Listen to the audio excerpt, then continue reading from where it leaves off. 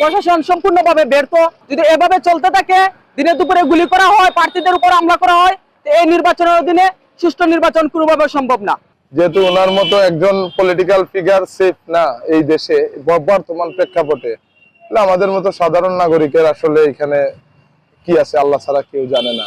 একটা সুষ্ঠু নির্বাচনের লক্ষ্যে তফসিল ঘোষণার পর এরকম ধরনের হামলা অবশ্যই নির্বাচন বানচালের উদ্দেশ্যে। মাঠ পর্যায়ে যে আইন শৃঙ্খলা বাহিনী রয়েছে তাদের আরো তৎপরতা করতে হবে, ভবিষ্যতে এরকম আরো ঘটনা ঘটতে পারে।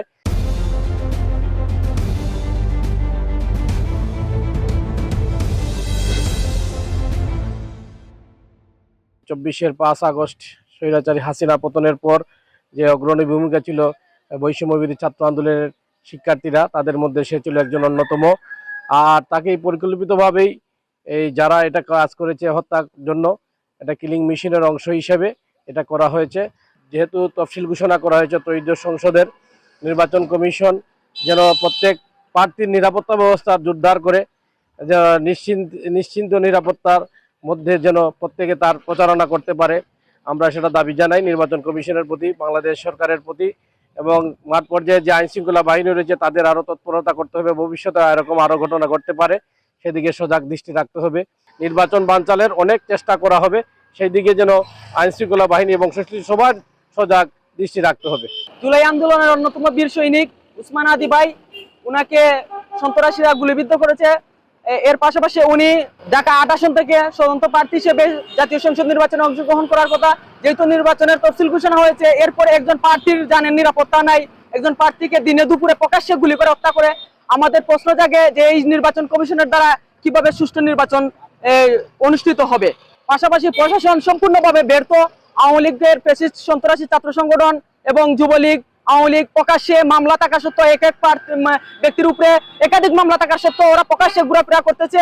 যদি এভাবে চলতে থাকে, দিনে দুপুরে গুলি করা হয়, প্রার্থীদের উপর হামলা করা হয়, তো এই নির্বাচনের অধীনে সুষ্ঠু নির্বাচন কোনোভাবে সম্ভব না। জীবনের সব আয়োজন এখানে একসাথে।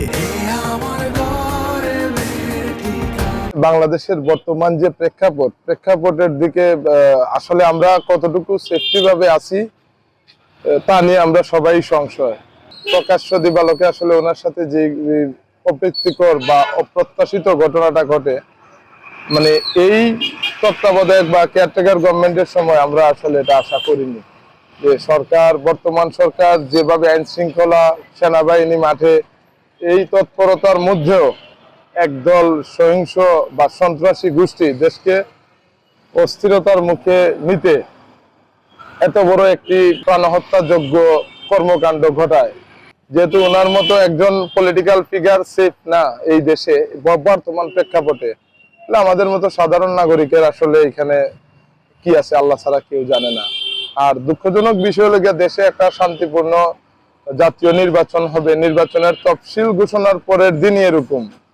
এ নিয়ে আসলে রাজনৈতিক সব দলই, শুধু উনি না, আজকে ওনার প্রতি হচ্ছে, কালকে বিএনপির একজনের প্রতি হবে না, পরশুদিন জামাতের একজনের প্রতি হবে না, এটার কোনো গ্যারান্টি কেউ দিতে পারে না। তাই বলে আমি বলবো যে আসলে সরকার প্রধান এবং প্রশাসনকে আরো সজাগ দৃষ্টি রেখে জনগণের পাশে শুধু থাকলেই হবে না, সুনির্দিষ্টভাবে থাকা লাগবে। এবং আইন শৃঙ্খলা নিয়ন্ত্রণে বর্তমান পর্যন্ত আমি মনে করি যে সরকার ব্যর্থ। মাত্র তফসিল হয়েছে, এই তফসিলের পরপরই দেশে অরাজকতা সৃষ্টি করার লাগিয়া পতিত স্বৈরাচারের দোসররা, স্বৈরাচারের সঙ্গীরা এই দেশে উচ্ছৃঙ্খল করার জন্য উঠে পড়ে লেগেছে। হ্যাঁ, সারা দেশে প্রত্যেকটা আসনে প্রত্যেকটা প্রার্থীর নিরাপত্তা নিশ্চিত করতে হবে এবং এদেরকে, এই স্বৈরাচারের দোসরদের দ্রুত আইনের আওতায় আনতে হবে। একটা সুষ্ঠু নির্বাচনের লক্ষ্যে তফসিল ঘোষণার পর এরকম ধরনের হামলা অবশ্যই নির্বাচন বানচালের উদ্দেশ্যে বা নির্বাচনকে আরো প্রশ্নবিদ্ধ করার জন্য এই পরিকল্পনা মাফিক এই হামলা হয়েছে।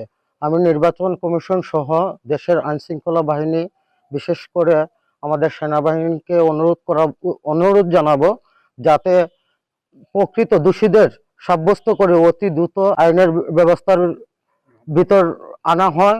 আমি মনে করি সেই হামলা গণতন্ত্রের উপরে হামলা হয়েছে। আমাদের খুব নিকটে ত্রয়োদশ জাতীয় সংসদ নির্বাচন। আমি স্বরাষ্ট্র উপদেষ্টাকে অনুরোধ জানাবো খুব দ্রুততম সময়ের মধ্যে ওসমান হাদির উপরে যারা হামলা করেছে তাদেরকে দ্রুততম সময়ের মধ্যে চিহ্নিত করে তাদের দৃষ্টান্তমূলক শাস্তি নিশ্চিত করা। অন্যথায় আমাদের সামনে যে নির্বাচন, সেই নির্বাচনে যে একটি সংখ্যা রয়েছে, অবাধ, নিরপেক্ষ এবং নির্ভয়মূলক একটি নির্বাচন, সেই নির্বাচনে বিশাল একটি প্রভাব পড়বে বলে আমি মনে করছি।